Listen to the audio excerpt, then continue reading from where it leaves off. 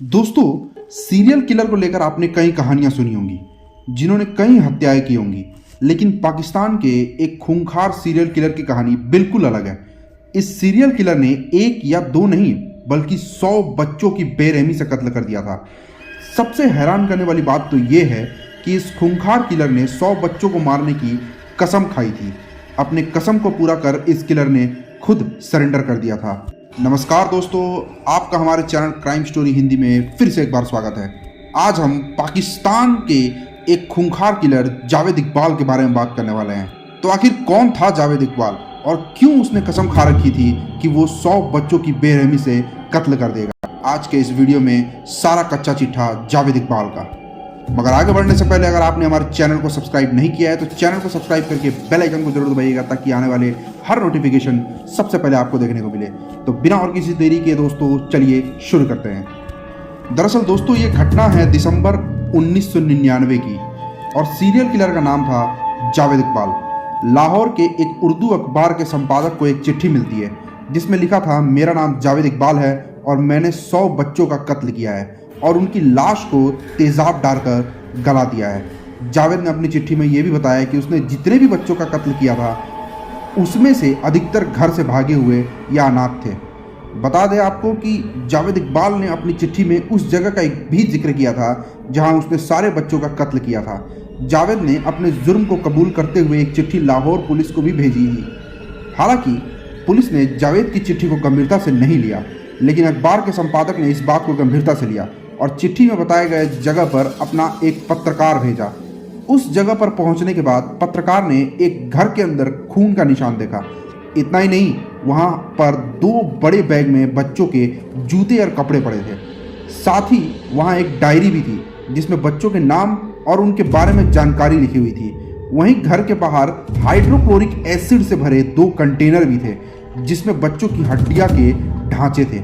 जी हाँ दोस्तों, ये सब देखने के बाद पत्रकार तुरंत अपने दफ्तर पहुंचा और संपादक को सारी बातें बताई। इसके बाद पुलिस को इसकी सूचना दी गई। सूचना मिलने पर पुलिस की टीम जावेद इकबाल के उस ठिकाने पर पहुंची दोस्तों और कत्ल के सारे सबूत बरामद किए। इसके साथ ही पुलिस को वहां एक नोटबुक मिला जिसमें चिट्ठी में लिखी बातों के साथ ये भी लिखा गया था कि कत्ल के सबूत के तौर पर मैंने कुछ लाश को छोड़ रखा है जिन्हें मैं ठिकाने नहीं लगा पाया। मैं रावी नदी में कूदकर आत्महत्या करने जा रहा हूं। पुलिस ने इस पर तुरंत एक्शन लेते हुए सर्च ऑपरेशन शुरू कर दिया और रावी नदी का कोना कोना छान मारा।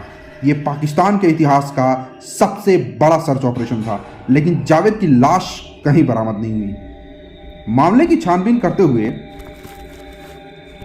पुलिस ने जावेद के 2 साथियों को गिरफ्तार किया और उनसे पूछताछ शुरू की।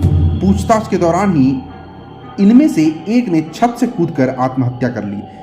इन सबके बीच ही जावेद इकबाल उसी उर्दू अखबार के दफ्तर में जहां उसने पहले चिट्ठी भेजी थी, वह संपादक से मिला और इंटरव्यू देने की बात कही और कहा कि वो सरेंडर करने आया है। जब उसका इंटरव्यू खत्म हुआ तो पुलिस ने उसे गिरफ्तार कर लिया। पुलिस ने जब जावेद से बच्चों का कत्ल करने की वजह के बारे में पूछा तो उसने बेहद ही हैरान करने वाली बात बताई। जावेद ने बताया कि जब मेरी उम्र 20 साल की थी तब मुझे साजिश के तहत फंसाकर दुष्कर्म के इलाज में जेल भेज दिया गया, जबकि मैंने ऐसा कुछ नहीं किया था।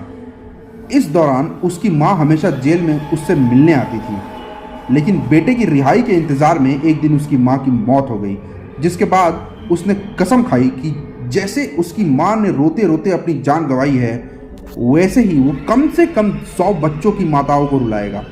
इसके बाद उसकी हत्या करने का सिलसिला शुरू हुआ। जावेद के मुताबिक वो बच्चों को बहला फुसला कर या ज़बरदस्ती उन्हें लाहौर के शादबाग वाले अपने घर में लाता था, जो कि एक सुनसान इलाके में था। फिर वहां बच्चों से दुष्कर्म करता था और उन्हें लोहे की एक जंजीर के सहारे गला घोंटकर मार देता था। इसके बाद वो लाश को छोटे छोटे टुकड़ों में काटता और उन टुकड़ों को एसिड में डुबोकर पूरी तरह गला देता। उसके बाद भी अगर कोई टुकड़ा बच जाता तो उसे ले जाकर नदी में फेंक देता था। जावेद ने जब पुलिस को सारे बयान दे दिए और अपना जुर्म कबूल कर लिया तो उसे 16 मार्च 2000 को अदालत में पेश किया गया। अदालत ने इस मामले पर अपना फैसला सुनाते हुए कहा कि जिस तरह जावेद इकबाल ने बेरहमी से 100 बच्चों को कत्ल किया है, ठीक उसी तरह पहले उसका 100 बार गला घोटा जाए। फिर उसकी लाश को 100 टुकड़ों में काटा जाए और उन टुकड़ों को एसिड से गला दिया जाए।